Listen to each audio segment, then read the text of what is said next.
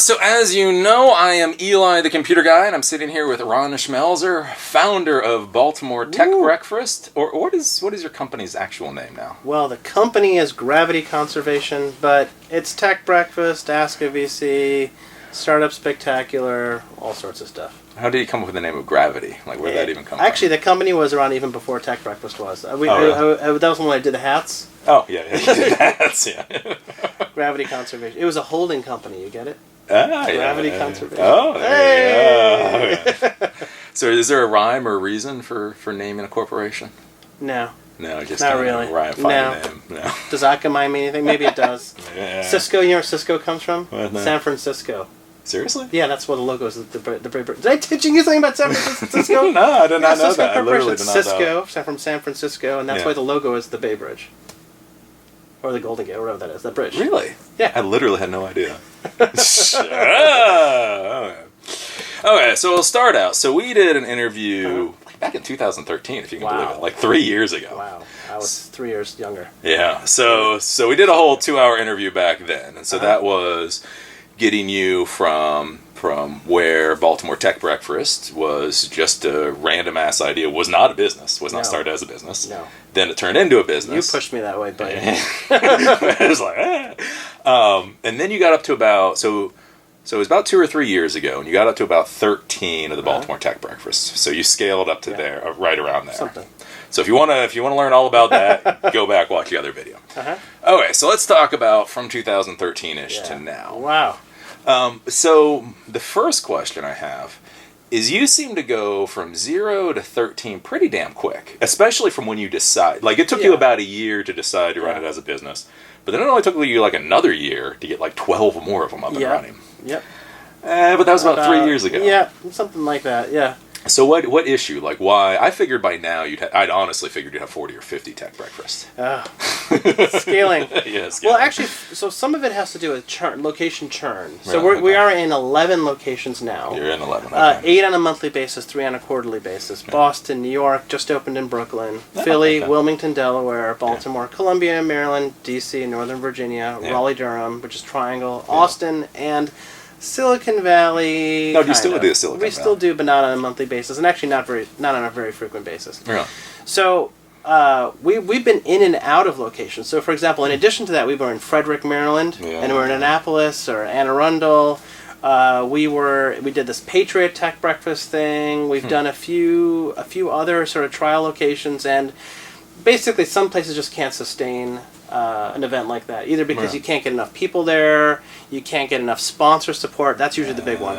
And you can't get enough presenters. There's like not enough demoing. Like for example, we were in Philly for a while, and we had to stop Philly, and then we came back to Philly. Why would you stop Philly? I mean, like Frederick, I can kind of understand, but why? Like Philly, I mean, that's. I mean, Philly does have an active tech scene, startup scene, but we were having sponsorship problems. Really? Yeah, we were having some sponsorship problems. But then we got a big sponsor, so now we're back.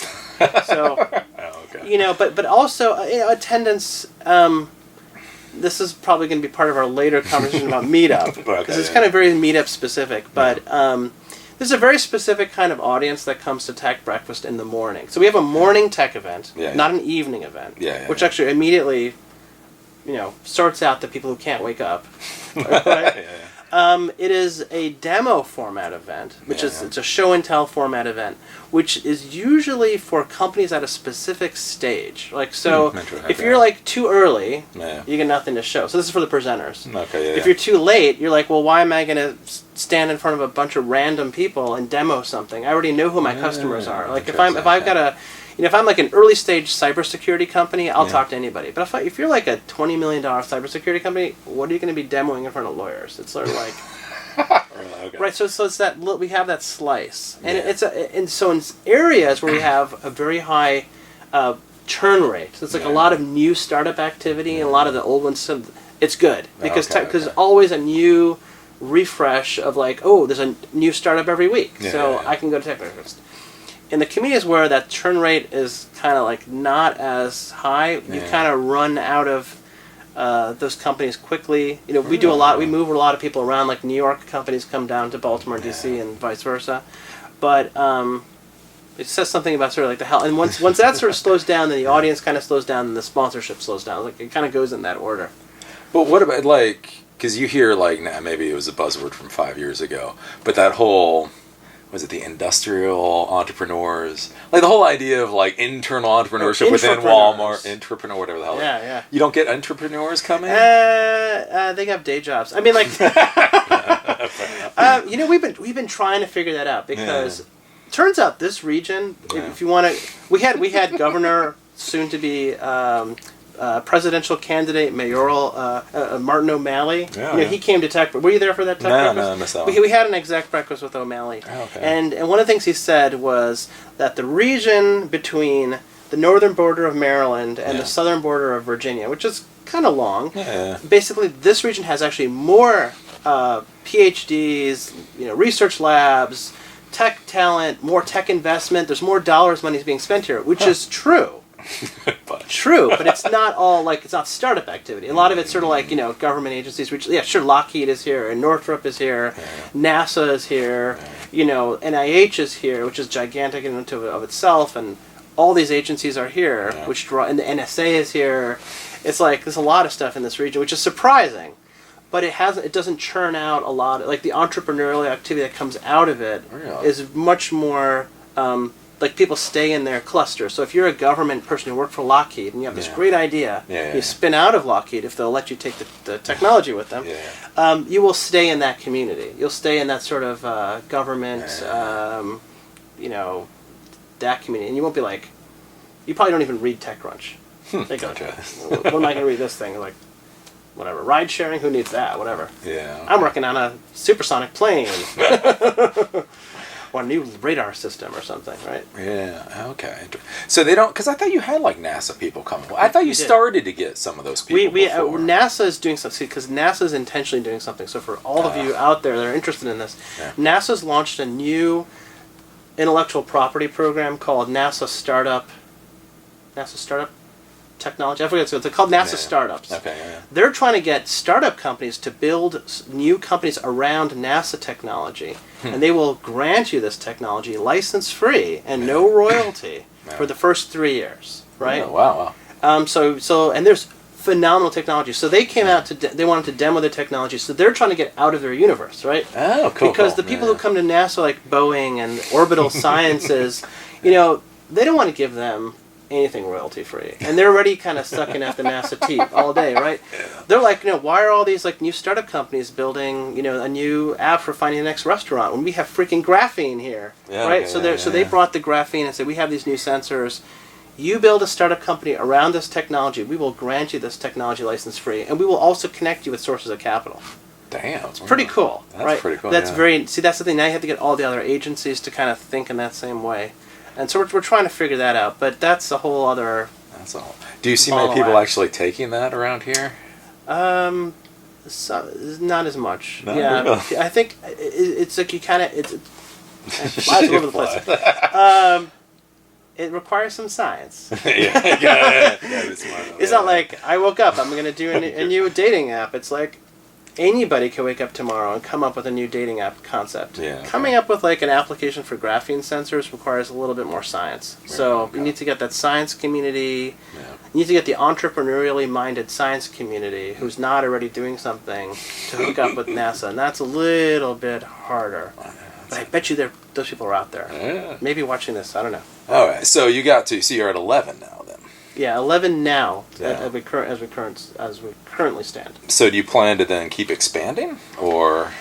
Maybe. Okay. We are actually one of your telling you the story before we started. Yeah. One of the people that watches Eli the Computer Guy reached out to us and said, "I would like to run tech." It actually has happened to us a few times. Some people like, "I want to do tech breakfast out in Boise." Was one of your but.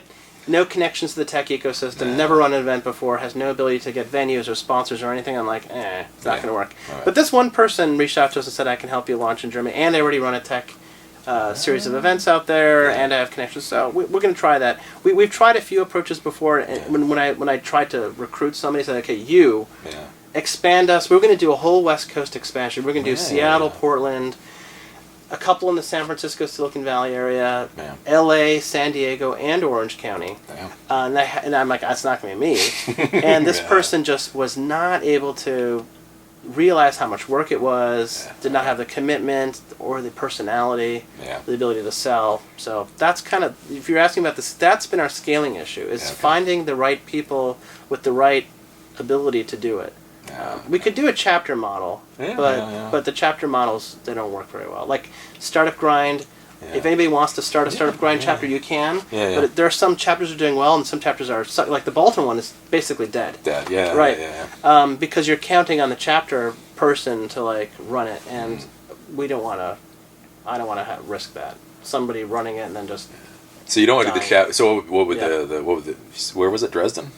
Yeah, Dresden, Germany. So how would that work? We're working on an arrangement. Yeah, there has to be a partnership arrangement with a mutual commitment, and it has to be longer term, and they have to agree to do this, or so we're working on it. Yeah. So right now you're the main presenter at all these different tech breakfasts. Yeah. That don't scale. Well, how is? I mean, have you? Because you think about like the event thing, and like if you go to tech breakfast, you see what you do. Yeah. And I mean, it's not like my talk show. Like, obviously, I can't just plop you in front of a video camera. But, like, is it really your personality that brings people? I'm surprised how personality... No, you hope not. Okay. I think some of it is. I think some... Like, when you have somebody who doesn't know how to, like, keep the things moving, extract questions from the audience, and if they're not asking questions, actually ask an intelligent question, and stay on time, which is the biggest thing, then... Yeah, it can really suck. I mean, like we had this one guy out, and he killed it. He basically killed our San Francisco. Not in a good way, like the bad kill. Killed it. Made it dead. I had to come back and resurrect it because it just became like we're all getting together in the morning, and this is really boring. And it's like you have to make it entertaining. Yeah. Right. Yeah. It has to be some entertaining part of it. But there are a lot of entertaining.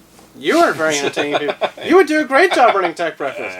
What are you doing? But then, so I think that's one thing too, is with San Francisco or Silicon Valley. Yeah. That, like, I know when you went out there, I was like, he's going out there. This is the few. And then that hasn't quite worked out so well. So it's interesting. Silicon Valley is like a unique universe into itself. Right? Okay. You spent time out there, right? Yeah. So, well, first, so many things here. Yeah. The first thing is people don't wake up nearly early enough in the morning as we were hoping. Really?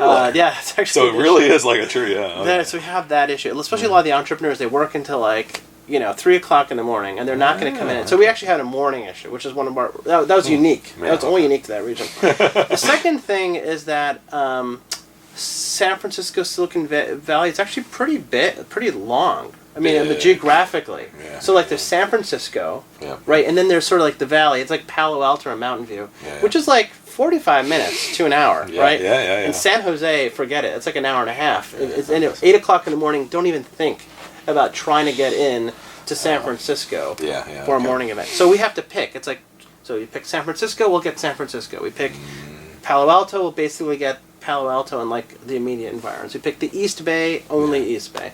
Which is why I was saying if we had come back, we'd probably have to do multiple, like we do here in the D.C., Maryland, Virginia region. Okay.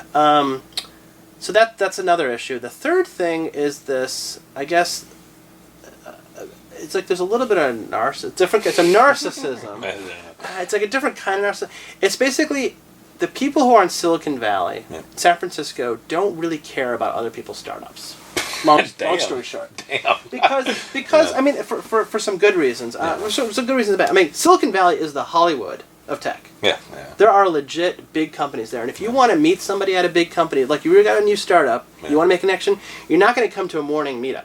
Because you're going to feel like, baby, I'm in Hollywood. I don't need to I don't need to do what I need to do in Chicago or Baltimore to like hustle because I'm here in freaking Hollywood. Why am I going to go to a freaking meetup? I'm going to go and I'm going to go to the VCs. I'm going to go to my lawyers and I'm going to ask them to make a connection with. I'm going to go to the cafes where they hang out. I'm going to go to the Rose. Do you watch Silicon Valley? Oh yeah, I love Silicon Valley. Yeah. I'm going to go to the Rosewood, and like I'm going to pretend and I'm going to pee next to somebody who's important, So there's a little bit of that, and so I think like the meetup experience in San Francisco is relegated to the people who cannot hustle. Oh, weird. You know what I'm talking about? Yeah. I never thought about that one. Yeah. There's a little bit of a stigma. So I feel like it's like, well, if you have to go to meet up to demo, that means you just...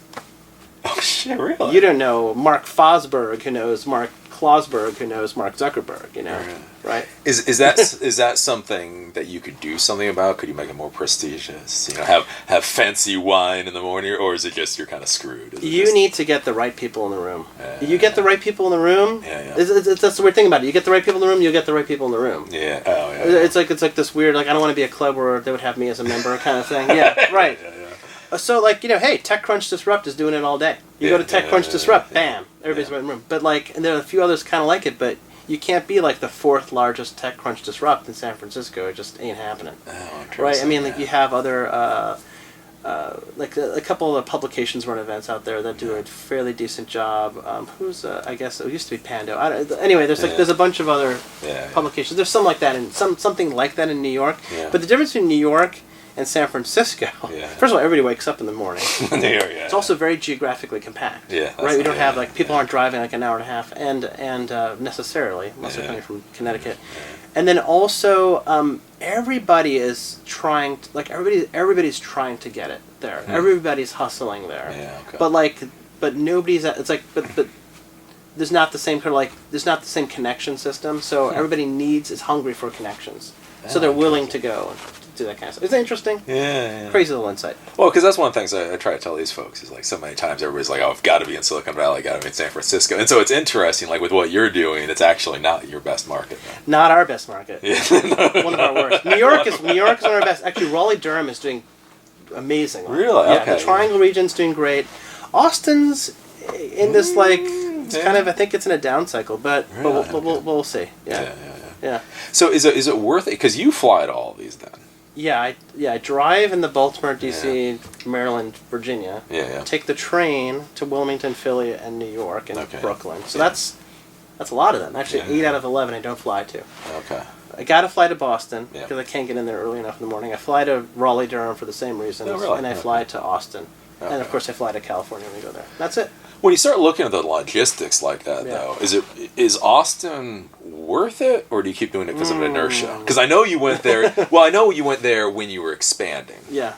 And so now at this point, like, would you go to Austin again if you were redoing this? Yeah, I still have enough sponsors there. It makes it worthwhile. No, it doesn't. I think if the math changes on that, it may or may not be worthwhile. We've actually been talking about maybe making Austin right now is sustaining itself on a monthly basis pretty well. Okay. Yeah. But it looks like Dallas and Houston are starting to outpace Austin in a couple of interesting metrics. More money was raised in Dallas in the first quarter of this year, almost twice as much as was raised in Austin. Really? There's been some grumbling about that. So I'm like, okay, well maybe I switch it. Maybe I take Austin, make it quarterly, and I replace the other locations of Dallas and Houston. So.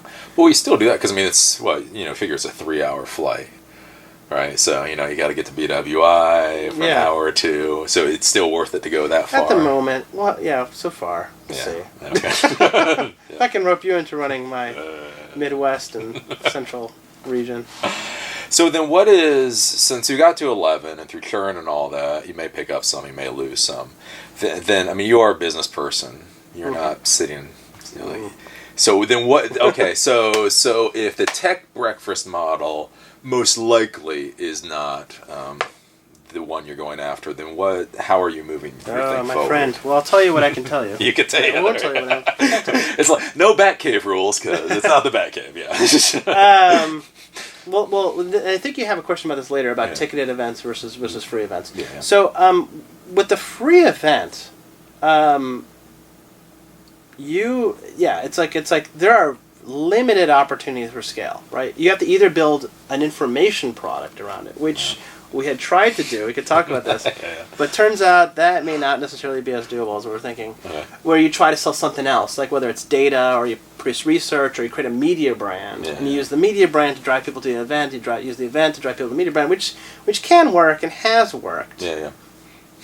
But We'll see if that it takes a lot more energy than it looks to create something like that. Well, I guess since we're there, because we had talked about that, Batcave, whatever, before. Because you were really excited, like a year or two ago. Innovation Pop. You were gonna go into the media thing. You're like, Eli, I got the people lined up. They're gonna be fucking. We did. We spent money on it and everything. And not so much. Boy. Boy. The media business kind of sucks. Yeah. I mean, from a business perspective, actually, media business is not so great. I mean, Giga went out of business. I guess they're back. I don't know what the story is. Obviously, Gawker is done, right, and all that stuff. But you could say it was because of the lawsuit, but you could also be like, well, something else is going on there. If you're making money in advertising, forget it. It's like very little. You have to have such a tremendous amount of eyeballs on your stuff. But to get eyeballs, you have to compete with all these other people who are trying to get your eyeballs, and they're all doing stupid things like clickbait, link titles, or making stupid videos and be like, I wonder what Asian people think of Jewish food, which is what they do, like BuzzFeed. It's like, let's watch them eat gefilte fish. I mean, what the crap? What is this? And you watch this shit. You're like, what the fuck, BuzzFeed? And then BuzzFeed's like, no, we have a serious part. We actually write about politics too. Yeah. So, and we were looking at that, like, how do we crack through that noise? And that was our first biggest problem. Like, we just did not have the editorial chops or desire to crack through that noise. Then we basically looked at sort of like there's an analyst model, which actually I'm still kind of intrigued by because I had built an analyst business before. We were trying to monetize data. We were like, okay, you look at TechCrunch, and then you look at the side thing called Crunchbase, which I don't know if you're familiar with. This is a big database of like startups and acquisition, and you can go in there and you can subscribe to it. So let's say you're like a venture capital firm or you're like a large tech company. You want to say, okay, which new startups have gotten acquired or have raised money. You could pay like $1,000. I don't know if it's a month or a year. I think that's a big difference. But you pay a substantial amount of money, 3 to 4 figures to get access to this data, and that's how Crunchbase. They monetize that, and then of course TechCrunch monetizes through ads, but they also monetize. Remember, they're part of AOL. They're not an independent company, and they also monetize through their events. And so the ticketed events. So a lot of this is what we were going to try to do is like, well, you build a big readership, but you don't monetize them through ads or through data. You basically push them towards a big conference. Now there is money in the conference business. Right? If you charge, especially look at TechCrunch, if you charge like, let's just do a modest business. You're charging $500 for a 2-day for an event for a 2-day ticket for a 2-day event. And you get like 300 people there, which isn't even like hitting it out of the park. And you get maybe another 10 sponsors at like $5,000 each or something like that range. 300 people times $500 is $150,000, plus an additional $50,000 or so in sponsorships, and you have a 2-day event. Your facility costs are maybe like, you could do like $100,000 on it. On an event. 2 days. Not bad, But then of course economies of scale. For that same event, you just get like 10 times the number of people, and you multiply that ticket by you get 3,000 people instead of 300 people. You charge $1,000 instead of $500. Now you've you've 20x'd that. So you're now running a $2 million business. $2 million event. But the media thing was too hard? I mean, did you actually get the media product out? Yeah, to get it to the... Yeah, we tried. Creating content is not the hard part. Getting people to care about it is the hard part. We just realized like the amount of money and time we'd have to spend to get... It's like this weird thing. Man, I could tell you about an event. I won't say it out here. There's a group here that tried to do those totally shady, and you know exactly who I'm talking about. They basically like, we're going to start. First, we're going to start. You try to do one thing to create another thing, and then you realize like you're spending all this work just to get this one thing. You're like, okay, well, we want to have a venture firm, but we don't have enough money to have a venture firm. So how about we run an event? We're going to use that event to raise money for the venture firm. But like, how are we going to get people to the event? Well, maybe we'll start an accelerator. The accelerator basically feed people to the event. And the event will basically drive enough money to raise. Like, why don't you just go out and just raise money for your venture fund instead of trying to do all this other bullshit, which the whole thing ended up collapsing anyways, right? Because you're trying to do too much, and that's what was happening with the media. But it's like we need to spend money to get the eyeballs to drive the media needs to drive the event. For that same, $500,000 you need to spend to build the traffic, you could just use that $500,000 to drive people directly to a conference and not even bother with the media business. Okay. That's kind of where we're at. Like, the numbers just didn't make sense for us. So the media numbers didn't make sense. Okay. So then you've got so you got your tech breakfasts that have plateaued, and then the media thing then it's so then where are you going? So we've definitely been doing more smaller scale ticketed events. It's easy to do a conference or there's their names for a free event is just a meetup, I guess, or a networking event. Then you have something that's kind of in the seminar territory. Smaller numbers and small ticket price, and you have something that's kind of more in the what we call there's the conference territory, which is sort of like the 100 to 500 people, 1 or 2 day kind of thing, $200, and it's more topic specific. Then you get into the expo/fair business, which we've been definitely taking a look at, where you just get a lot of people there for a day, and maybe there's content, maybe there's not, maybe there's just a bunch of tables. And then you get into the big festival thing, which everybody wants to be South by Southwest, and I have no interest in that. But we're playing with ticketed events in the sort of conference-ish demographic, and playing with some expo style events as well. So how's that been? Because you do the Ask the VC, so you do a few of those events now. Yeah. Was there any weird issue going from the tech breakfast to those? Was it a pretty easy transition? The audience overlap was good. Yeah, so everything is based on a list. It's you need to have an audience. You have an audience. You have a big audience. So how do I monetize this audience, right? For you, it's YouTube is monetizing them, and you're piggybacking off of YouTube. YouTube's thank you very much for all the views. Somebody's paying us for those views, so we're going to give you a cut, right? And that's how you're monetizing. But you can run an Eli the Computer Guy conference, one day. One day. Okay, everybody, you're hearing it here first. Come spend a day with Eli and friends in. What's the coolest place that you went when you were doing your tech nomad thing? What was it called? Your failed normal. Oh, the failed normal water. I don't know. There's so many cool places. Like Colorado. Yeah, but some of the cool places were in the middle of nowhere, like Glacier National Park would be awesome. Glacier National Park. Let's fly into Glacier National Park. Let's all go for a one-day shindig with Eli. There we go. And you can monetize your audience. People may be crazy enough to actually say okay, maybe you pull together we all come together. We have a little weekend of fun in Glacier. We pay a few $100. Interesting. That's where you can monetize your audience. So you got to think how do I monetize our audience? So in our case, our audience are mostly we've come to the realization that our audience consists of roughly 2 to 3 types of people. Early stage startups. So not just startups, but early stage startups, because they feel the value and the benefit of networking with kind of random people and demoing in front of kind of random people. There's some benefit. If you're just trying to does my idea make sense? Can somebody make a connection? I have no connections, right? It kind of makes sense there. When you're a little farther along, you be a little more focused. And then the second is what we call startup ecosystem players, right? Lawyers, accountants, merchants, service provider companies, and hosting technology companies, all that sort of good stuff. Those are 2 of the good parts of our audience. Okay. We also get a lot of losers. I'll just be totally honest. We get. I mean, the unemployed people. I don't mind the unemployed people because we used to do job shops. We don't listen to them as much as anymore. But they will hopefully make connections. But we have people who are just out there. They're just mosquitoes. We call them. They're just out there sucking blood because they smell a lot of warm blood in the room. They're I have no decision-making authority. I'm a low-level person at a payroll processing company, and I can't sponsor for this event. And they have no technology capability. They don't even benefit. They don't even care about the demos. They're just okay, let's wait for the demos to end so I can just, those people I just want to go with. A lot of recruiting staffing companies. Oh my God, we've started kicking them out. So really? Yeah. How can you kick them out? Can you just kick them out? Just ask them not to come back. Really?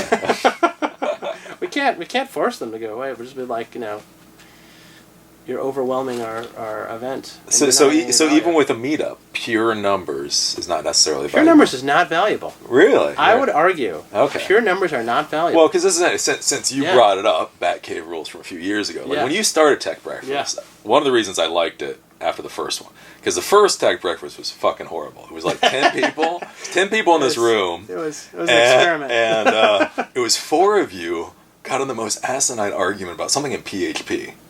I think I knew who it was too.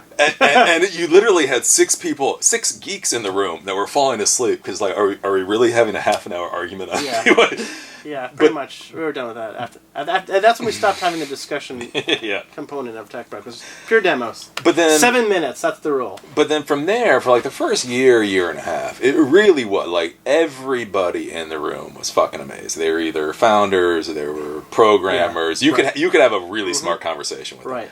But then as you started to grow, because we had this discussion, you started to get more and more mosquitoes or more networking type once again, people. it depends on the location, right? Yeah. So like, do you go to like New York, you go to Triangle, you go to Austin, you go to like still San Francisco, go to Boston. Yeah. Awesome techies. All day, every day. Because of their churn. They're kind of coming in, they're kind of going out. When you have areas that don't have as much churn, what happens is that like they're in and then they're like they don't feel like they need to keep coming every month. Okay. And so then when you start replacing them, because there's not a lot of newness, you start replacing them with feeders instead of leaders. But you were happy with, because we had this argument. Like, and you were happy with that, to the extent that our sponsors find them valuable, we're okay with that. Okay. But to the extent that our sponsors don't find them valuable, then it's hurtful. That's when we ask them to leave. Okay. Because with a staffing firm, you can only have one staffing firm as a sponsor. Okay. And if you have a staffing firm as a sponsor, and then you realize like you have 5 people from craptastic staffing firm coming in here and like and poaching the few good candidates are there. You're like, what the fuck? We're paying for the sponsorship and they're coming in, so that's when I'm like, no, you guys have to leave. Yeah. Sometimes just asking to leave usually works. Really? Okay. Yeah. Okay. So then who are you trying to get for as your attendees now? For these kind of I mean the most beneficial group for Tech Breakfast, if you're looking at Tech Breakfast, if you're working on a tech oriented company of any kind, you're a startup, you're especially in your earlier stages, and you're looking for a great community of like-minded people to come and show and tell, or even if just sit in the audience and listen to the kinds of questions that are being asked and kind of think about it, and also see maybe someone's actually doing what you're doing too, then that's the perfect audience for us at Tech Breakfast. Maybe even a little bit larger than that as well, if you're trying to kind of see what's happening that may possibly disrupt your company. We've been talking to Black & Decker for that. Like, you guys should come on out and like kind of see there are people kind of nipping at your sides here. And then I'd say also I don't mind the service providers who have legitimate value to add to the community. Lawyers, accountants, even insurance people. Like what's her face, Melissa Burke. She'll come up and be like, just yesterday, one of our clients had a massive data breach. They had to pay, by law, they had to pay for credit monitoring services for all of their customers. They were put out like $500,000. They didn't realize that there actually is insurance coverage for that. If we had covered them, the cost of like $1,000 for $1 million worth of coverage for just credit monitoring services for data breach, as long as it wasn't your, you caused it. So then, can you talk about getting people? Like, do you do advertising? Like, how do you try to bring people in? We still promote. We have a newsletter that goes out. We promote on Facebook, and we post it on directories. We do a lot of social media, Twitter. We have partners who we co-promote. Do you do anything that actually gets targeted, though? Or is it just... Well, you're talking about the types of people you want to bring in. So is there any... That's sort of the issue with our market, is that it's so transitory. It's like transient. It's like trying to market to... I'm trying to figure out a good example. It's like, these are people that you don't know necessarily. Well, if you know who the startups are, you can market to them, but by the time you kind of know who they are, they may be farther along than they find value to come, and maybe they would already have heard of you. So you need to find people who are kind of like, haven't yet announced... They have a startup, but they haven't yet been too public about it, so you have to find them, which means you have to go to the places where they go and promote yourself there. That's what we have to do. Okay. Yeah. It's very hard to target this. This audience is not persistent. Right. It's like startups from 5 years ago. Yeah. If I gave you a list of startups from 5 years ago, that list is probably very stale. Probably 80% of it, those companies are no longer in existence. The other 20%, maybe 10%, are kind of in what we call zombie mode. The other 10% are probably, they don't need us anymore. If they've survived being 5 years on a startup list, so that's our challenge. So then, with your prices and all that, so with your ticket fees, like how do you figure out how much to charge for a ticket? Oh, yeah, you just have to... you have to experiment. Ask VC events are $40. That's about the limit of what we could charge for people who are unfunded, which is the target market that comes to it.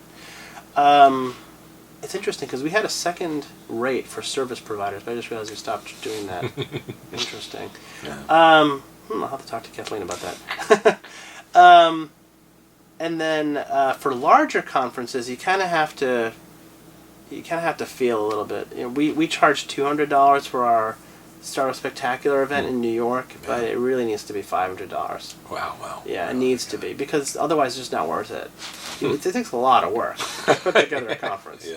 It's also very expensive, so you have to cover that cost. But, I mean, how do you feel that out when it's a one-time... It's one thing if you're selling burgers every day. Yeah. And you're like, okay, the burger was too expensive yesterday, too cheap. Yeah, but you know like 100 of the people selling burgers. So you know that like a $12 burger is probably too much. Yeah. Right. A $2 burger is probably too cheap. Yeah. Right. But then how do you figure out that with events? You see there are same thing. You know, there are other startup events and conferences like, okay, well, you know, we're not like the gourmet food truck with like the burger with the egg on top and all that sort of stuff. We can't charge $15 for a burger. That's TechCrunch Disrupt. It's like a $2,000, $3,000 ticket. It's a very expensive ticket, right? Yeah. But we're not going to get like Mark Zuckerberg to sit on our stage. This is not going to happen, right? Yeah. TechCrunch can make that happen. We can't make that happen. Yeah.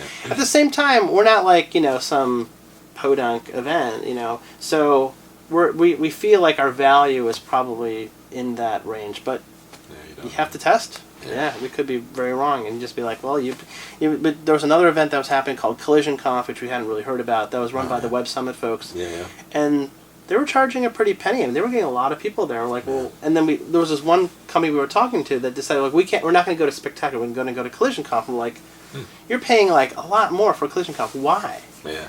Like, because everybody's going there, which is kind of weird. Again, it's weird. Yeah. Well, everybody goes there because everybody's going there. If people are not going there, then they're not going. I'm like, wait, why isn't everybody going to my event? Yeah. If everybody's going to my event, then they'd all be there. So I don't really know. So you don't, it's just a cycle that gets... Yeah. And events are, it's very hard to make a sustainable business around events. Many events collapse. Really? They go and they just stop. Because you just hear about all the success stories, so you figure it'd be pretty easy. Remember Comdex? Yeah. There's a lot of events like that. They've just been like, used to be huge events, and then they're just not big anymore. Yeah. Just because people are like, nah. I mean, like, it's feeling like South by Southwest is kind of tipping over. Yeah. I really think so. It's feeling lighter to me than it used to. Maybe not. Maybe I'm wrong about it. But one day people can just decide this is just not the cool event to go to, and you know. I don't know how anybody affords South by, because I keep thinking about going, and then you look at the ticket price, and you look at hotel, and you look at everything, and it's just like the hotel's like the hardest part. It's hard. Yeah. I mean, why does everybody go to Burning Man? I don't know. I don't understand Burning Man at all. Like, let me go to the middle of a freaking desert, and I don't understand it. And then with your sponsor fees, though, so is it the same thing, just feeling out with the sponsors? Yeah, they've been fluctuating a little bit. The comfort range for us seems to be in the $250 to $350 a month range. We try to get people to some people spend more than that, especially on the lawyers. We try to, because we make them exclusive, so we have to charge a little more for that. But that's kind of where we are. That's the comfort range. The thing, it's all about the audience. And it's weird. People make non-rational decisions about you think they make rational decisions. For example, it'd be like, oh man, $3,000, which is what 250 times 12, or like $3,500 is too much for me to spend. I can't make a commitment to that for a year, but they will spend that same amount of money on a one-time event. So we found that, like, okay, it's impossible for them to like they're like, so we'll go to the same person and be like, well, we don't want to spend $3,000 for a year of sponsorship for Tech Breakfast, but they'll spend $5,000 to be at South by Southwest. Right? So it's not obviously not a price. It's not an amount. It's the same people, same marketing budget, different event. So it has to do with the perceived value of the event. If everybody feels like, if you get 20 people in a room, and those are the right 20 people, they will spend whatever to get to them. Yeah. So then, do you notice in different markets, like, is the price based on? Because I mean, you're everything from New York to Baltimore. So it seems like, I mean, Baltimore would be $250 and New York would be $750 or something. No, not really. Not really. It's actually a little bit harder to sell sponsorships in New York. Really? Why is that? I'm not entirely sure. Okay. There's a lot going on in New York. I don't know. Because I would think $250. I mean, isn't that like a Big Mac up there? Like, we do charge more than that now, but yeah, I mean, it's all about connections. Our friends at McCarter and English are amazing. I love them, and they are a big sponsor of ours, and they pay a premium price. But that's because they have a mission that's driving them to. They want to be perceived as the thought leaders in the startup ecosystem, and they're up against some pretty big lawyers. Yeah. Your VC firm is like, why aren't you talking to Cooler? Why aren't you talking to WSGR? Yeah. So you have to do that. And also our friends at DLA Piper, they've been supporting us for a very long time, and so they're also so we love them both. Well, do you notice? Do they seem to track whether they get an ROI? Because that's what I was saying. Like years ago, when I went to Tech Breakfast a lot, I talked with some of your sponsors. Yeah. And a lot of them, they were just like, we want to support the tech community. Right. Are they still Those are the that best way? Sponsors. Is that still how your sponsors are? Some of them are are. They trying to actually track some kind of? Some of them are, as long as their marketing budget doesn't run out. Yeah. I think some of them wanted. I think part of it is I think the whole startup wave itself has kind of crested. This kind of gets to your question about meetups. It's like in 2009, like the startup universe was kind of dead. Here, well, it wasn't dead, but it was like the standard noise level. Yeah. For whatever reason, after Obama got into the office, and we could talk about whether it was a stimulus, change in stimulus factors. Yeah. There was a lot of startup activity, a lot of venture activity, and everybody wanted to get in on startups. And Baltimore, DC, all the scenes really grew. Right? Everybody wanted to jump in on that bandwagon, and I think that's when you were seeing Baltimore Tech Breakfast at our peak. We were at our peak. We did a calculation. Like our peak year in terms of attendance and sponsorship was actually December 2013. Right? Okay, that was like our peak. Right? It's still good, but like we couldn't sustain that peak, right? So can you say it's like, well, maybe in 2014 and 15 the last startups died.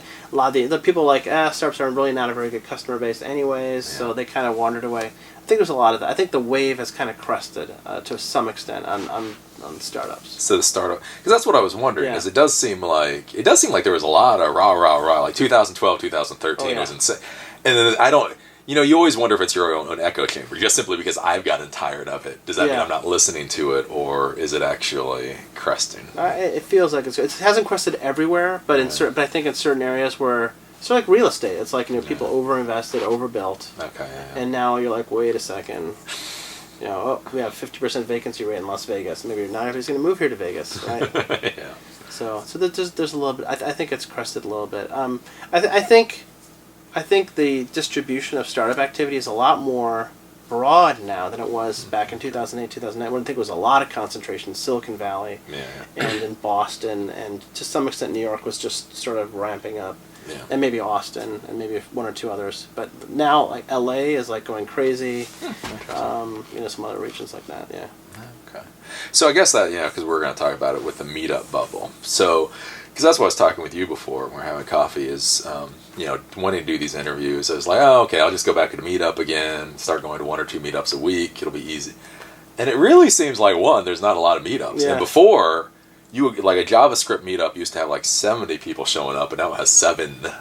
Is that my viewpoint, or does it seem like the meetup thing is just the whole idea shrinking too?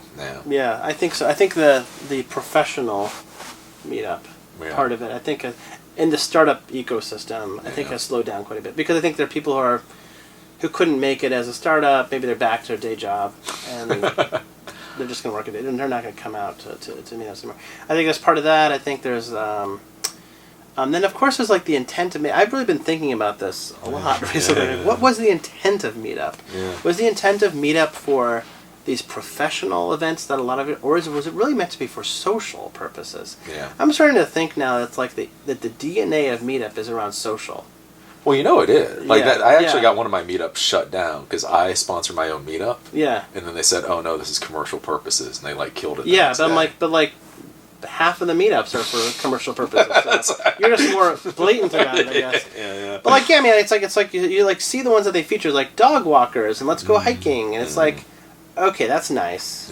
I'm going to get together with some random people in my community and go out, which some people may like. Like, I want to get together and play mini golf, and I'm going to go look for a meetup of mini golf enthusiasts. But then you can't. It's like, that's not the same as like the people like, no, I'm actually trying to get people together in a room for some business purpose, and I want to promote that. And so the question is like, is Meetup bringing in the right audience? And it's like part of the reason why we have all these mosquitoes is more of a Meetup problem than it is a Tech Breakfast problem. So You know, we'll see. Like people are like, ooh, I'm going to join Meetup to see if like there's any place I can go and just like hand out business cards. We had some person. Oh my God, total. Don't do this. Yeah. You go to they had a stack of. They actually came at the very end of our event. So our event was over, and she's like, "I'm just here to network. I'm just to give out cards." I'm like, "What are you doing?" Like, "Oh, I'm gonna. Can I have a bagel?" I'm like, "Just go away." It's like you're not. If that's how you feel the value of it, then we could be doing anything. We could be all getting together and body painting, which actually may not be a bad idea. And then geek body painting. And then it's like, and I'll give you a card. Yeah.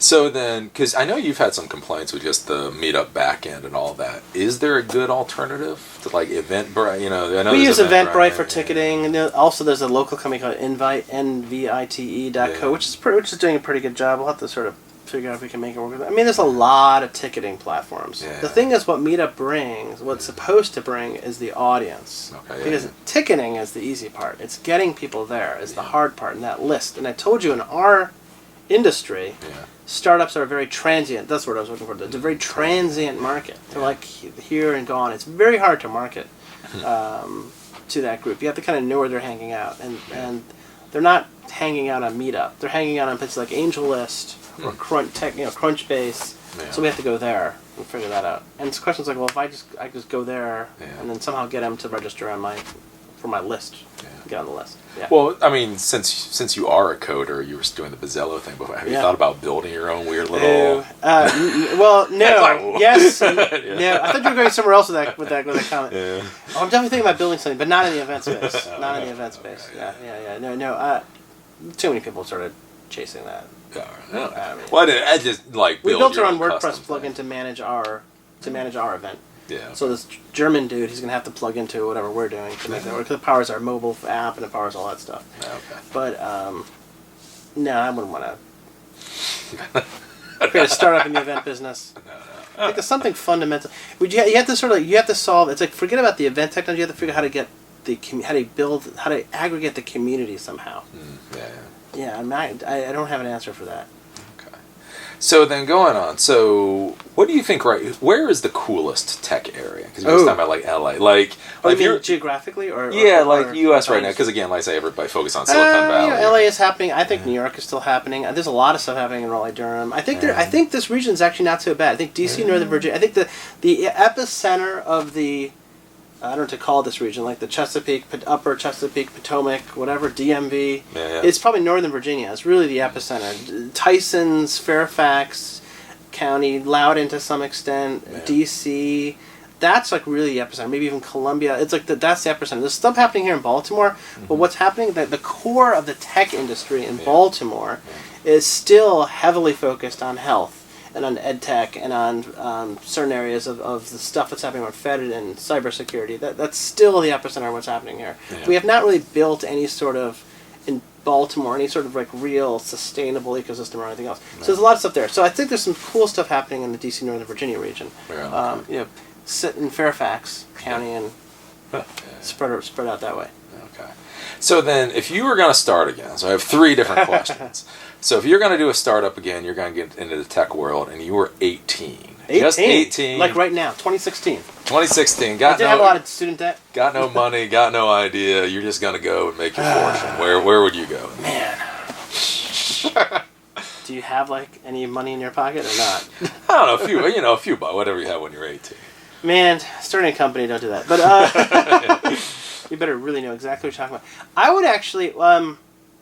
if you wanted to be a techie, if you want to be focus on tech, right? Obviously, there's a lot of stuff happening on the cyber side of things right now. I think to get a job, if you get a job on any sort of cyber threat, cybersecurity, cyber defense, that sort of stuff, that's like guaranteed employment for a long time. If you're looking for employment, I don't know if you talked about this, but there's so many new threats. It's like people are trying to figure this whole thing out. And being an expert there's a lot happening on. But no, I'm thinking, where would you go geographically? Oh, geographically. Man, see, it depends what you want to do. I mean, if I was just hanging out, if I had like skills, I'd probably hang out either. Actually, so for that, I'd hang out in this region. Really? Or probably go to New York. I'd probably go to New York. Yeah. And then what if you had money and an idea? So you actually had a real startup going. Depends on what the industry is. It really is. Really? I don't think Silicon Valley is a default answer anymore. Yeah. Okay. I mean, it's a default answer for certain types of companies. Yeah. If you're looking to build something that's, involves significant scale, like Uber, or Facebook, or Twitter, Silicon Valley. But if you're looking at certain industries, gotta find out where are the people that have built that thing before? Okay. Where do they live, and where do they reside? And that's what the center should be. Okay. Yeah. And then for you, Perk, because I know you're here because of your wife, and I know you used to say wonderful things about Boston. Is Boston still? I love Boston.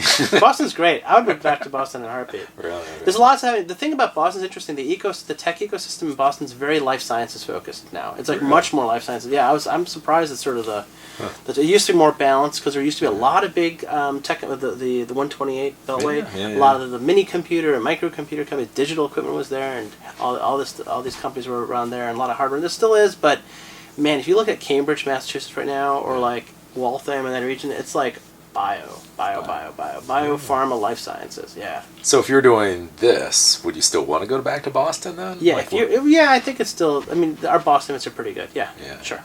Sure. Okay. It's a little colder up there, but sure. So then you're here, like I say, because I know you're here because of your wife. But what are there any benefits to being in Baltimore? Yes.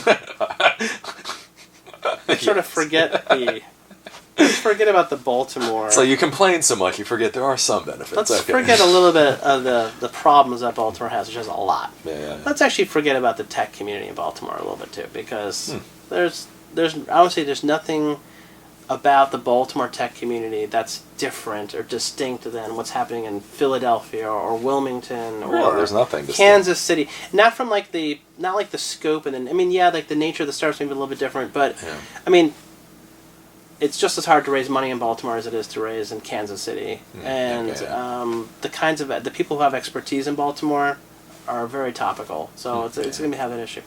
But Baltimore has some really good proximity. Right? We are very well situated. I can get down to D.C., I can get down to Northern Virginia. I have access to all the stuff that's happening in the federal ecosystem very easily without having to be in D.C.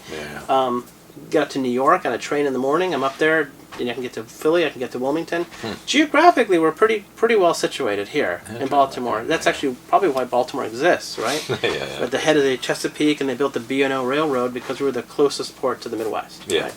So we still have that. So there's a lot of proximity here, which is like I think better than being in Austin. I kind of worry a little bit about the people in Austin, Texas, because it's like Austin has a scene, but like it's only close to like Dallas and Houston, and Dallas and Houston, are not like New York and Silicon Valley. So if you need to network outside of your scene, in Texas, you're kind of stuck, right? So you kind of exhaust your scenes very quickly. Whereas here, it's like. Yeah, I can. If I need to New York, if I want to spend like 3 days in New York or whatever, not even just a day in New York, just go up, spend a day, come back, easy, right? So I really like the proximity. I do like all the stuff that's happening outside of the startup sphere, like all the stuff I mentioned before, NASA and NSA and NIH and all that sort of stuff. Yeah, that's cool. Okay, there's something there. They just don't communicate with anybody. So, is there any? Because you actually live in the city. Is there there right now? We're there, the city. You feel it? We're in Baltimore. Is there? Well, because that's one of the things with Baltimore is like I said, I fled, I ran, I ran for the county. But is there a benefit to being in the city? Because that's the whole thing. Is everybody says come to the city, and I talk about taxes and crime and 1,000 things. Like, is there a benefit? Like, there's the area, but like the city itself.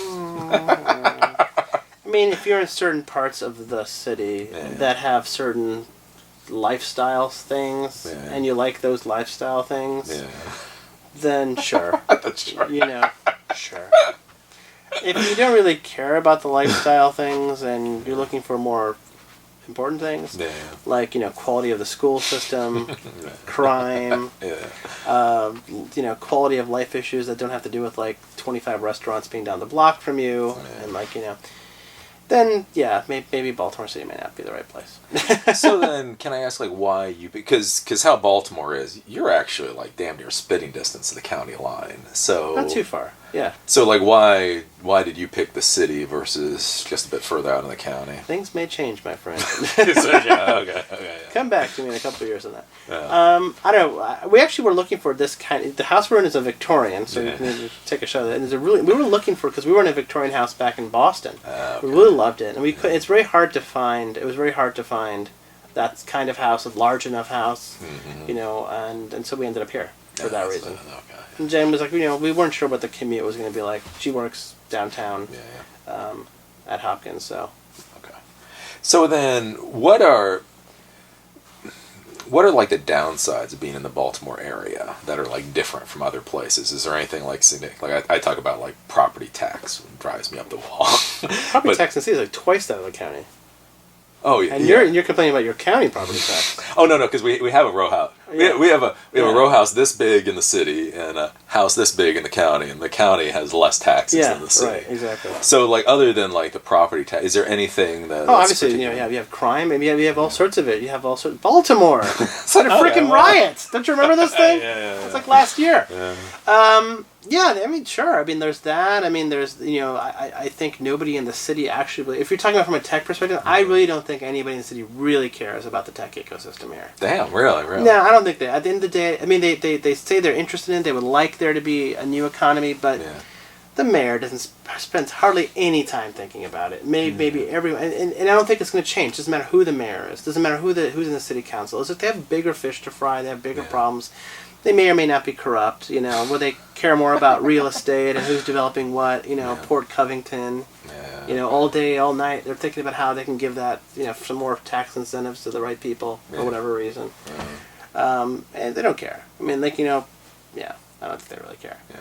And I think that hurts it, because you go to some other tech ecosystems where, like Mayor Bloomberg, a freaking mayor of New York, which was not a small city, cared enough about the tech ecosystem to create a whole thing on Roosevelt Island and to like do all this other stuff. Huh, really? Specifically for the tech, and be engaged with Digital NYC and Digital NYC. If you've heard Digital NYC, check that out. And then of course the New York State decided to like offer no taxes if you start a company in New York. The whole Empire State Development thing. Yeah, that's called vision, right? Okay. It takes guts to do that, and that's like.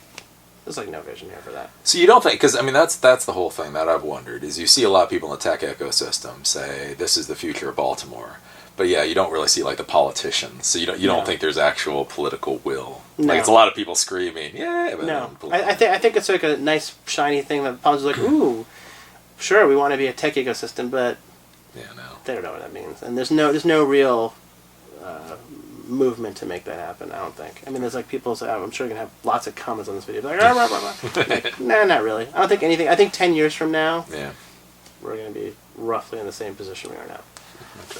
I guess that's one question, since you brought up the riots, since I wasn't around during them. Did that actually affect like your life here? No.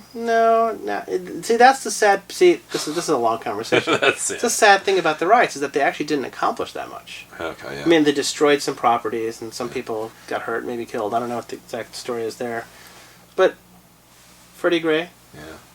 The cops all got off. Yeah. The actual political climate, basically the same. Nothing has actually really changed economically for anybody in the city. The crime rate spiked actually after the riots, which is interesting. So all that policing, the police and the mayor got into a fight. It's as if nothing really changed. Except for some buildings got burned down. So the next question then. So I get with a lot of noobs give me a lot of crap. Because although I've got all my certifications and done all that stuff, I'm not a real IT professional anymore. They're like, Eli, you stop me. I'm like, I don't know what the hell I do anymore. But so you are a real MIT grad. I'm an MIT. I'm a nerd / geek. Yeah. Course 6. 6-2. Course 6. What's that? Everything in MIT is numbers. That's computer science, electrical engineering, and I got into MIT on astrophysics. Really? My initial declared major, which is very impractical. So you did that. I know you came out and you were working on like real technology after you graduated. So do you feel bad for not being a real tech professional? No. No. And I'm glad there are real tech professionals out there, but and it's fabulous. People who can build complicated networks and diagnose, motherboards are not working, and that's great. Yeah. But because I know like before this you had Bizzello, which was actually, it was a really cool idea with issues.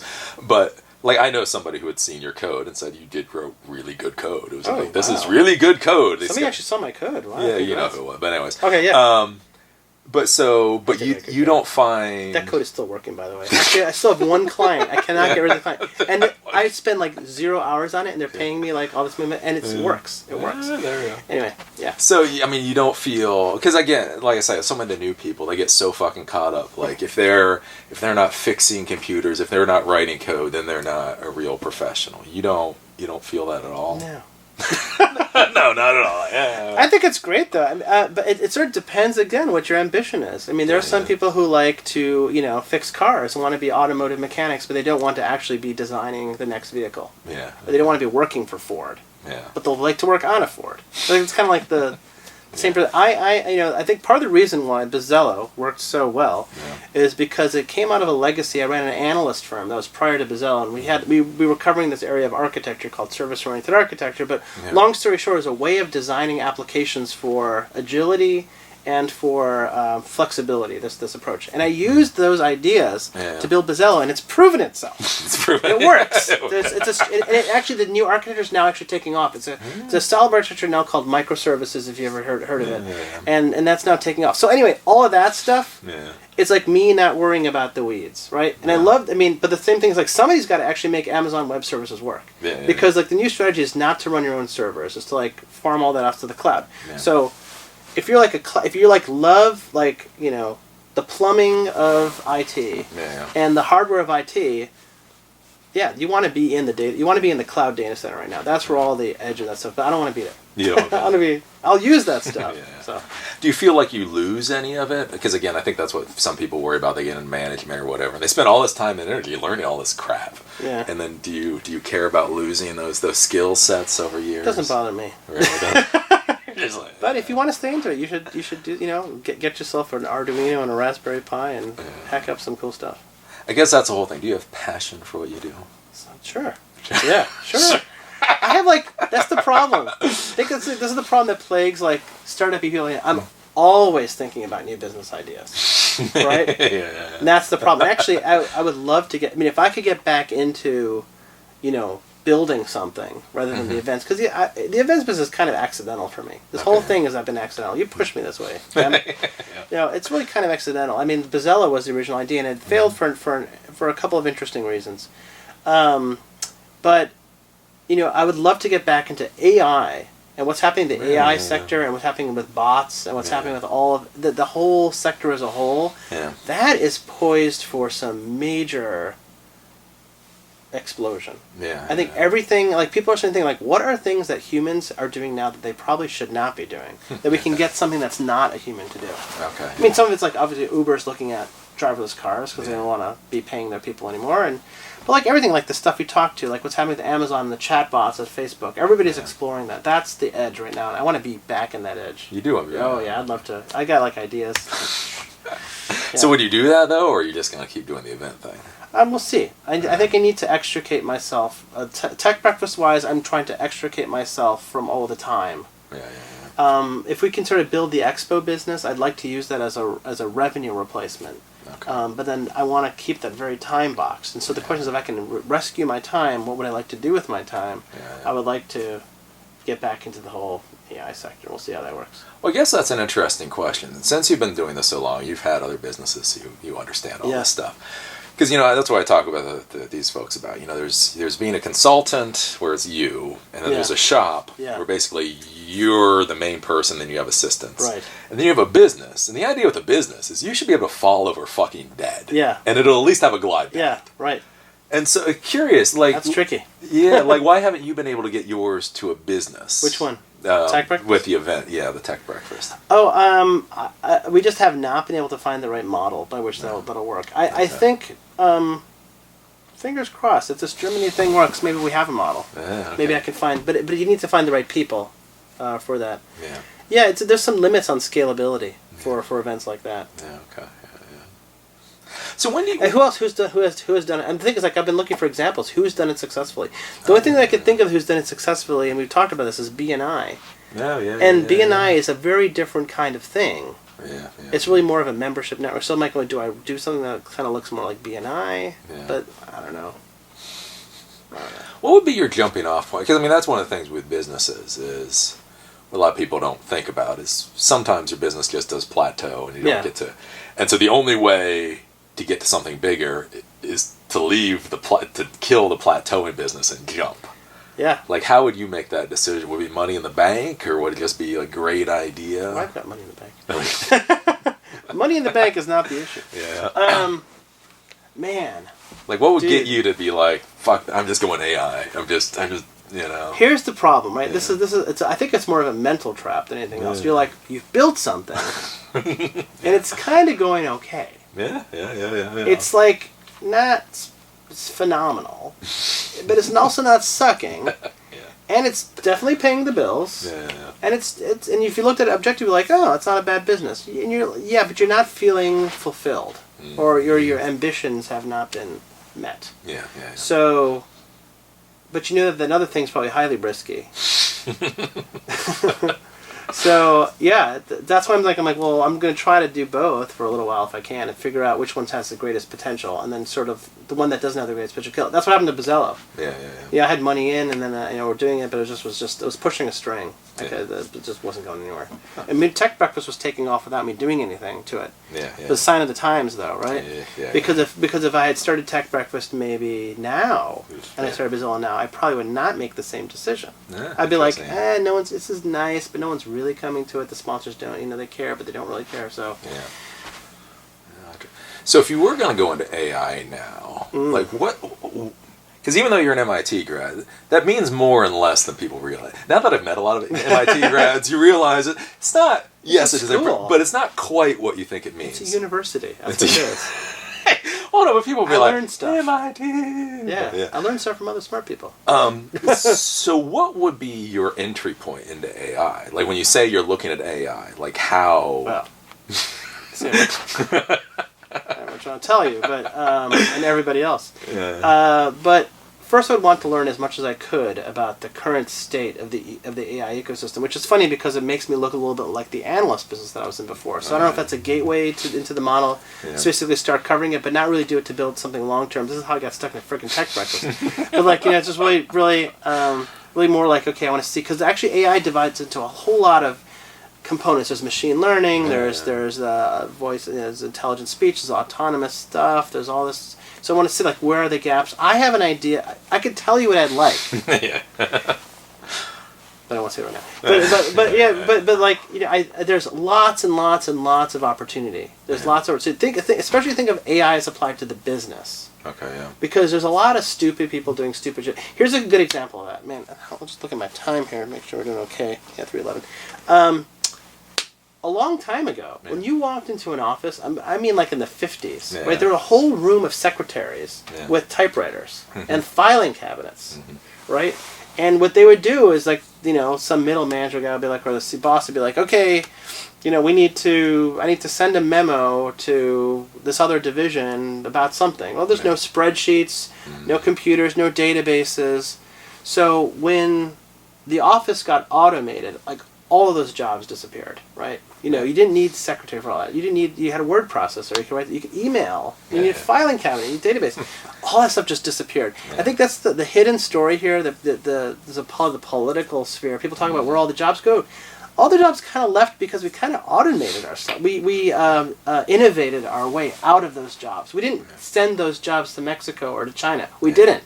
Those jobs just literally disappeared. Yeah. And I think we're at that same threshold with automation and AI taking over other jobs. So I think we'd have this new crest of all these things that people used to do, like driving trucks, or answering support emails, or customer support phone calls, where you may pick up the phone and be like, it doesn't ring 20 times and get put on hold. You get an immediate answer. Best Buy. Hi, this is Best Buy. How can I help you? Oh, I have a problem with my thing. Oh, is it a return? Yes. You're not talking to a person.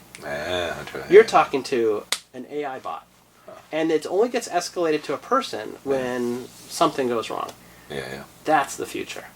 So is there a garage engineer's entry point? So like with the .com boom, it was HTML and JavaScript or whatever. With IoT, it's Raspberry Pi and Arduino. Yeah. Like, is there like how do you what is the entry? Yeah, I think now people should be looking at. There's like a lot of new technology. Facebook actually has open sourced their chatbot technology. Okay. Amazon has some stuff as well. I think Google's got some stuff as well. Okay.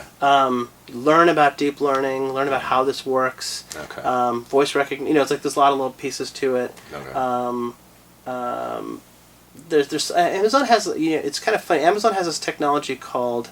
Why am I blanking on it? It's not Alexa. Alexa's the voice recognition echo thing. It's Lambda. Okay, yeah. Oh, Lambda, yeah. And Lambda is looking spot on. So, but you need to learn how to program in Python and JavaScript. Okay. So learn JavaScript and Python. Get onto Lambda. Learn about this other Facebook chat thing, and you can get pretty far. So let's see here. So we talked about that. Okay, so since you've been dealing with the Tech Breakfast for years now, it's been 5 years.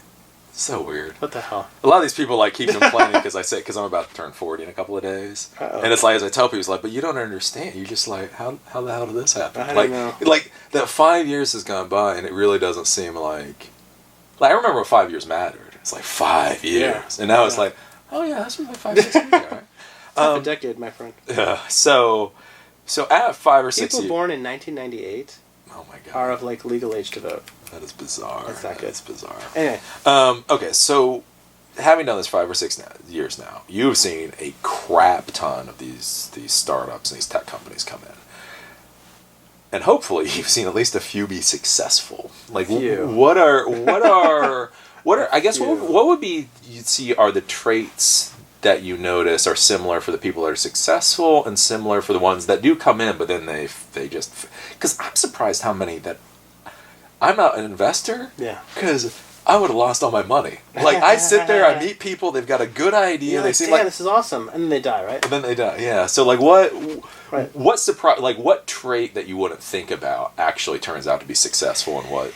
I mean, there's the whole cockroach thing, right? That's a Y Combinator talks about. They invest in they like to find the people who will survive and persist in like any environment. I think that's important. I mean, but the biggest thing, I mean, people underestimate luck and opportunity. But for people who are you're like, no, we didn't need to be lucky because they knew. It's the people who knew exactly what problem they were solving and exactly what market. They've had some experience in that before, and they understand the business model and the way to reach. Once you sort of fit those pieces together, then that works really well. Like for example, there's some industries with a high rate of success. Yeah. Like you look at some aspects of medical devices. It's like there are like a million. They're like but like they kind of it's like I have a new thing for this thing. I know exactly who the patients are. Like I know exactly how this works. I know the benefit. Blah blah blah. Yeah, I have to go through FDA, maybe some regulatory process, but. I mean, this looks like that. It's just a different version of that, right? Okay. Yeah, your rate of success is not too... As long as you don't run out of money, your rate of success is not too bad. But, there are a lot of people who fail because they either... They don't have what's called a product market fit. Like, they have something that doesn't really match the problem... The problem... They're not really solving a problem of any kind. Or if they're solving a problem, they're solving the wrong problem. Or what they're doing is not really different enough... from what sort of... There's not enough status quo difference. You have to really be different from the status quo to move people. So there's a lot of failure for that reason. There's a lot people fail for stupid reasons. Obviously people run out of money, but they also internal fights among the development team, focusing on the wrong thing. Getting stuck on stupid things. There are very few success. There's a million ways to fail and just a few ways to succeed. So that's.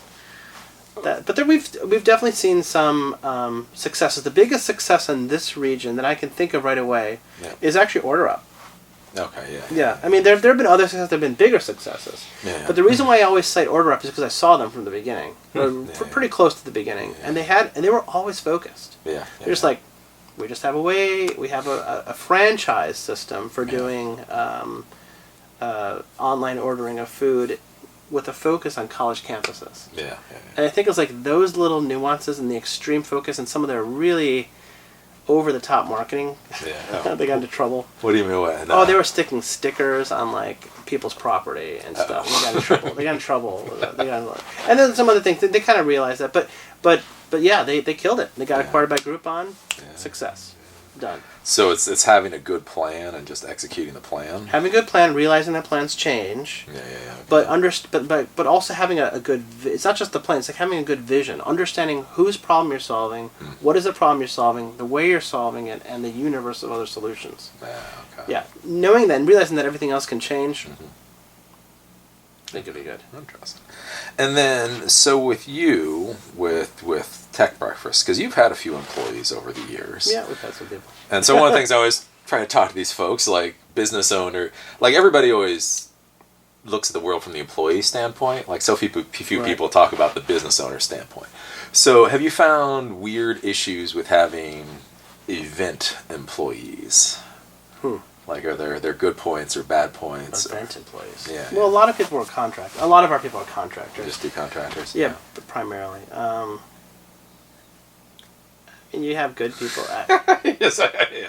I mean, you have to reliability. Is actually a big issue. Just people doing what they say they're going to do and showing up on time and being there. Yeah. There's actually a lot of like just be reliable, people. That actually counts for a lot. Yeah. And I think also, try to independent problem solving. Yeah. Okay. Yeah.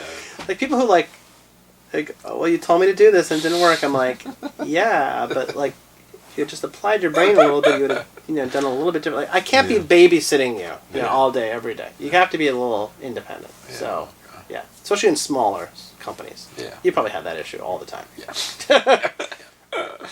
Okay, then the final main question then is, so you have a wife, you have 2 young kids, 6 and 3, and you have, like I say, this whole tech, whatever the hell, gravity? What is it, gravity? Gravity conservation. Well, just the business. The business. You got the business. Yeah. But I mean, you're literally flying, so you've got 13 or whatever places to travel on top of the VC events, on top of the other events.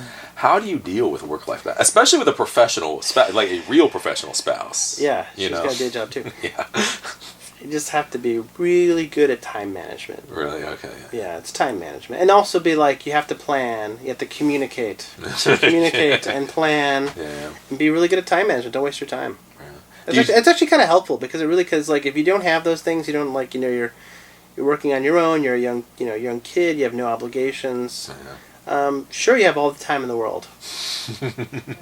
And that's the problem. You have all the time in the world. Yeah. And so it's like if you're forced to focus a little bit, kind of really you evaluate, is this really worth my time? Okay. Yeah. Do you deal with any? Do you have like nannies or au pairs or anything? Really? Because no. I'm surprised so many people in Baltimore do use nannies nowadays. Oh. So no, even with all your traveling and all that. I have family in town. Yeah, okay. That helps. Yeah. But that only helps when school is out early and I'm like I can't pick them up, or like somebody gets sick and I can't watch them for the day, that kind of thing. Yeah. Yeah, no, we're hustling.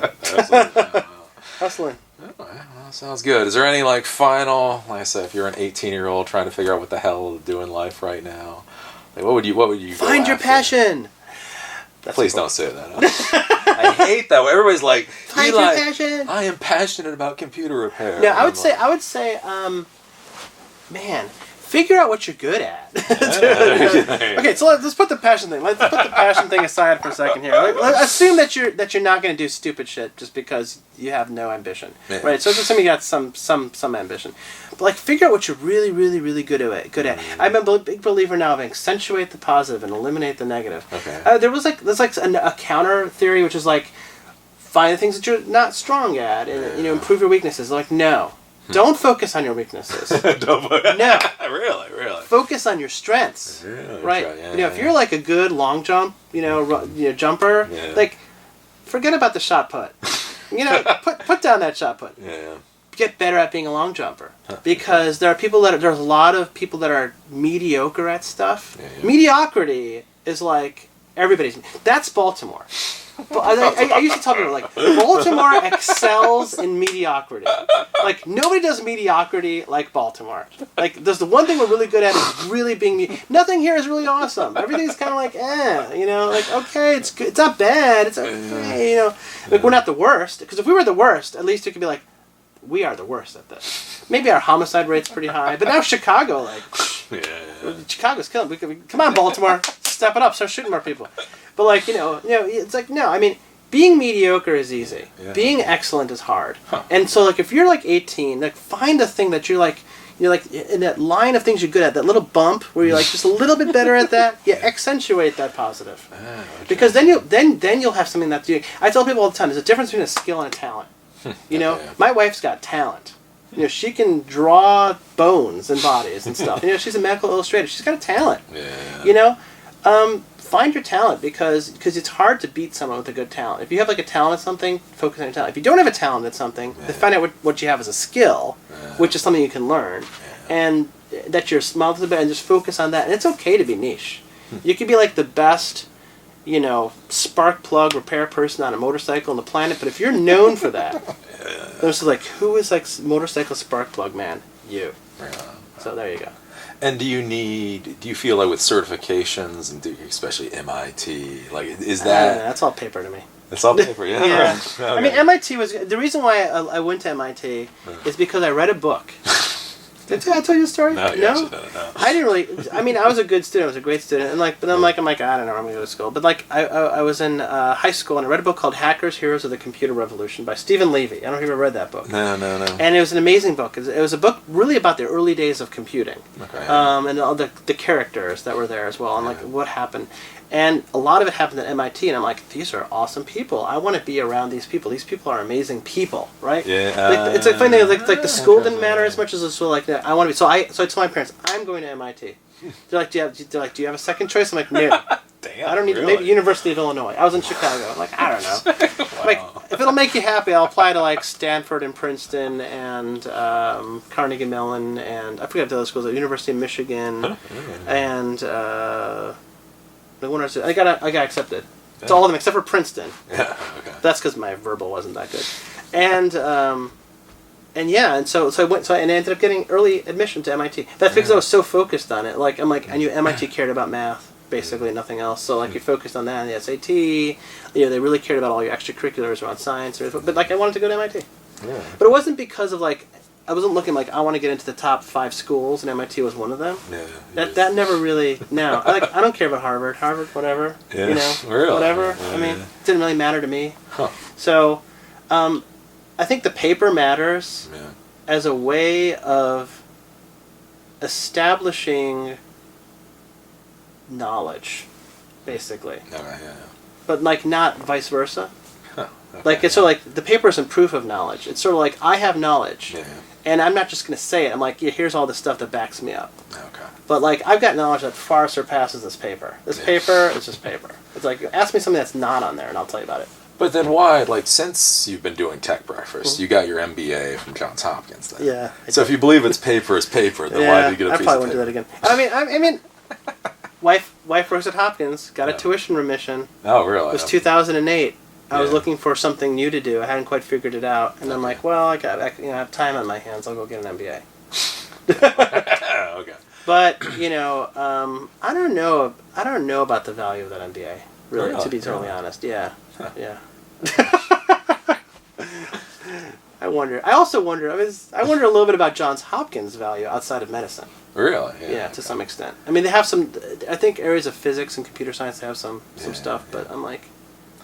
Well, I had a buddy of mine where I know we knew a guy, and the other guy was doing his master's in computer science at UMBC, and then he was doing his computer science at Johns Hopkins.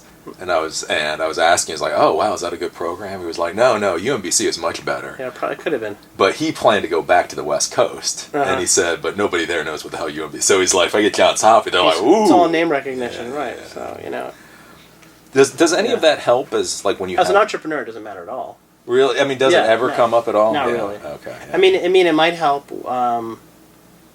for the venture capitalists who are trying to raise money from who may not know any better.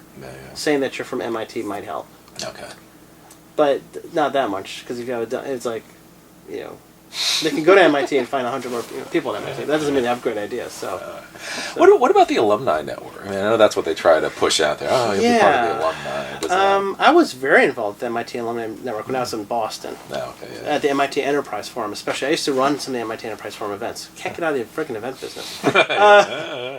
And when I was at MIT Enterprise Forum, the MIT connections were amazing. I got Colin Angle, founder of iRobot. I got Reid Hoffman, who now everybody knows. He found LinkedIn and all that sort of stuff. I could pick up the phone and be like, MIT Enterprise Forum, we're doing a spring event. Wow. You want to come and present? They're like, hell yeah, I'm in. Cut me in. Okay. So that helps. Yeah. And for connections it helps. But I have not really leveraged my MIT connections much at all. Really? For anything I've done since then. Why? Just don't care, or just rare? Yeah, I'm like thinking in my head right now the kind of person that's like an MIT, like there's a. It's like it's like I don't know. It's like the kind of person I think of is like I could like there's this personality type of someone who's like he's like really awesome technologist tinkerer. Yeah. And question a little bit about their practicality.